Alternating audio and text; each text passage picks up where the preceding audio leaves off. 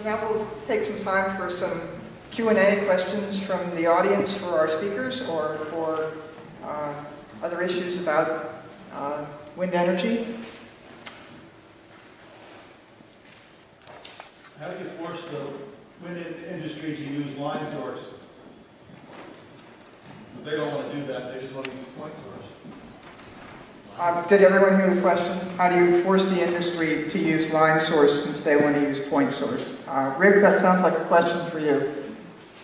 I think the answer to that is education of our state agencies. Right now, they're taking most of their technical advice from the wind developer. And they need to understand that there are independent consultants who disagree with the way the wind developers are building their computer models. And they need to become sophisticated enough to understand those arguments so that they can impose the proper type of model conditions on the developers. But it's an education process. Which is what we're trying to do tonight. Yes. Is the Public Service Board in Vermont aware of this information?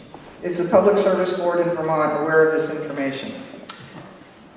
I would have to say no.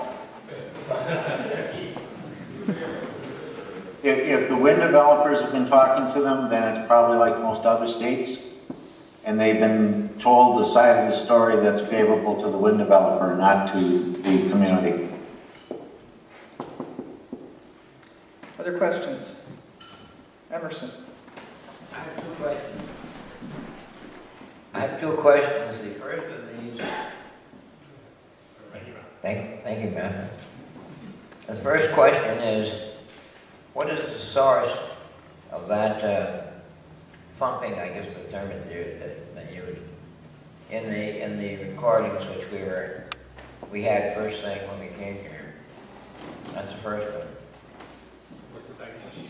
The second one is, how do you match the speed of the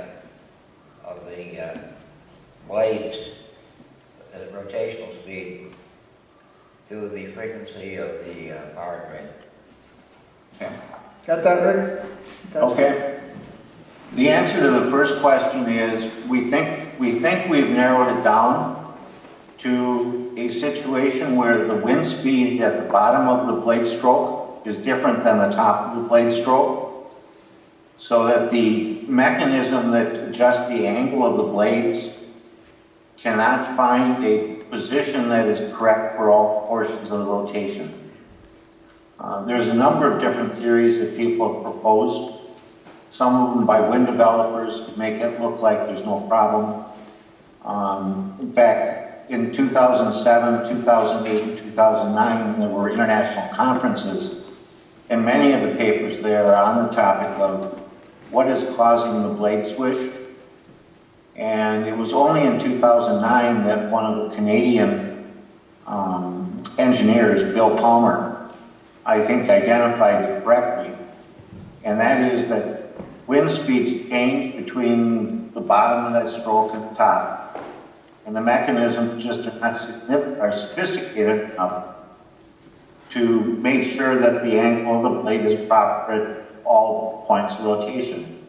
And if you think about the last time you took an airplane ride, when the wings are in the optimum position, you have a smooth ride. But all it takes is lifting a flap or dropping the flaps a bit, all of a sudden that ride turns into a turbulent ride. And that's what's happening to the blades at some point in the rotation. There's some setting that it's just not able to handle the wind. And so the blades begin bend back, they begin to change their angle. And what we hear as a result of that is whooshes, thumps, and the other sounds that you heard in that audio sample. That audio sample, by the way, was taken at midnight. That's what the people in that home listened to it. And Emerson's second question, did you get that? The second one, I'm not sure I remember the full question. Can you repeat it in that? Yes. How do you match? Thank you.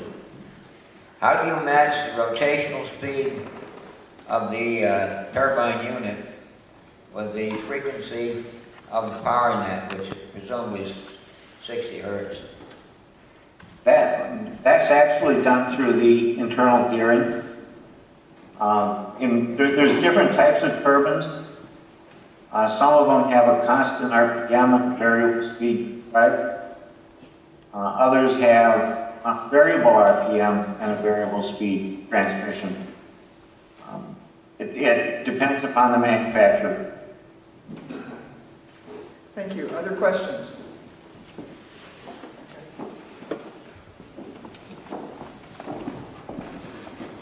What about the possibility of using Killington or other ski resorts as places to put turbines?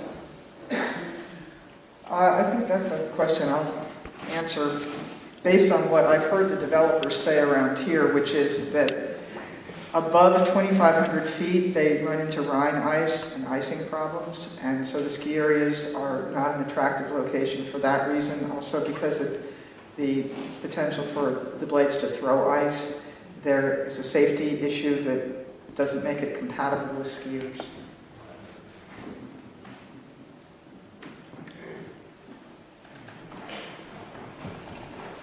I'd like to talk about something we didn't even seem to mention tonight, and that is aesthetics and ridge lines. We're not even supposed to talk about ridge lines anymore. Vermont has a tourist industry based on aesthetics. And what we're doing is we're trying to dance around the idea that we can mess up our ridge lines and our sacred mountains, and those tourists are still going to come. Now, back in the 1930s, Senator Aiken, who was back then they had visions, some of our politicians. They don't seem to do that anymore. But back in the 1930s, the federal government offered this depressed state, during the height of the Depression, a road system going through our Green Mountains up along the ridge lines and around and whatever. And this road was only going to be a very narrow 2-lane road. Narrower than what they're going to be blasting on top of Herrick right now in places. They're going to do 60 feet wide on Herrick. Our esteemed legislature, with no foresight at all, decides that's great, and then we're going to put these big metal monsters up there, which will be monuments to our screwing around with our energy conservation and our inability to handle this stuff. And what I'd like to know is why on earth aren't we talking about aesthetics? These tourists vote with their feet, and they do not have to come here. They can go to someplace else that puts out a pamphlet that says, you will see natural sunrises, you will see natural sunsets if you come to our place instead of where Vermont screwed up. Well, that sounds like a good topic for a future forum. Thank you. Since I have a microphone in my hand, I'm just going to say that National Geographic says that Vermont is number 6 in the world of places that people think they would like to go visit. Other questions or comments? Yeah, I just had a quick question, like the analogy to the compact fluorescent bulb. I thought was good because it was rushed in. It's even kind of hard to find regular bulbs anymore. But if you read the packaging, not only is it radiation, it's mercury. And it even says that if you break one, you have to open windows, you have to dispose of them in a landfill. You cannot just throw these things in the garbage. Many people do, but I guess the analogy is, why is wind energy being pushed so fast? Other than incentives like federal money, why is this being pushed so fast, and how can we stop it so they can do these studies? And I understand that in 2011 these incentives expire. So I'm under the assumption that this is why people are pushing this so fast. So I just want to know, how can we stop that so people can do these studies for the health effects? That's a good question. I don't think I have an answer for it.